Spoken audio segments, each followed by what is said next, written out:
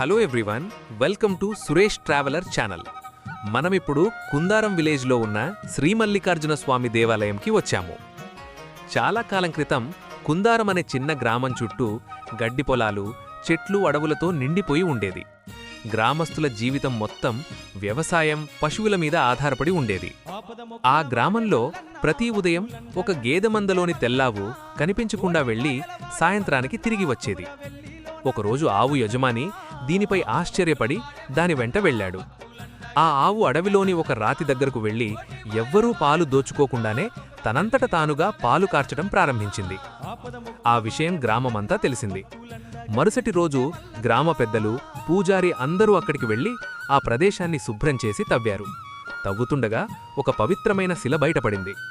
ఆ శిలపై దేవుని ఆకారం కనిపించిందని అందరూ ఆశ్చర్యపోయారు. గ్రామంలోని వృద్ధులు ఇది మల్లన్నస్వామి స్వరూపమని చెప్పారు. ఎందుకంటే తెలంగాణలో మల్లన్నస్వామిని గ్రామరక్షకుడిగా, పంటల దేవుడిగా భావిస్తారు. అప్పుడు గ్రామస్తులు అక్కడ చిన్న గుడి కట్టారు. మొదట మట్టి గుడిసెలాంటి దేవాలయం మాత్రమే ఉండేది. కాని ప్రతిరోజూ దీపం వెలిగించి పూజలు మొదలుపెట్టారు. కొద్ది రోజులకే గ్రామంలో ఒక పెద్ద కరువు వచ్చింది. వర్షాలు పడలేదు, బావులు ఎండిపోయాయి, రైతుల పంటలు ఎండిపోవడం మొదలైంది.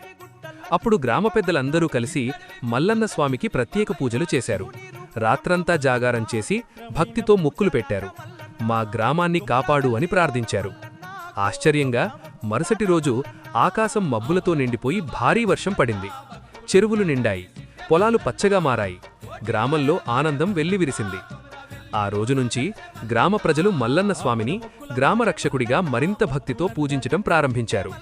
తర్వాత ప్రతి సంవత్సరం జాతర పెట్టడం ప్రారంభమైంది. జాతర రోజు గ్రామమంతా రంగురంగుల కాంతులతో అలంకరిస్తారు. డోలు, తాసాలు మోగిస్తారు. భక్తులు బోనాలు తీసుకువస్తారు. కొందరు మొక్కులు తీర్చుకోవడానికి గొర్రెలు సమర్పిస్తారు. మరికొందరు నడుచుకుంటూ వచ్చి స్వామిని దర్శించుకుంటారు. రాత్రి సమయంలో ఒగ్గు కథకులు మల్లన్న చరిత్ర చెబుతారు.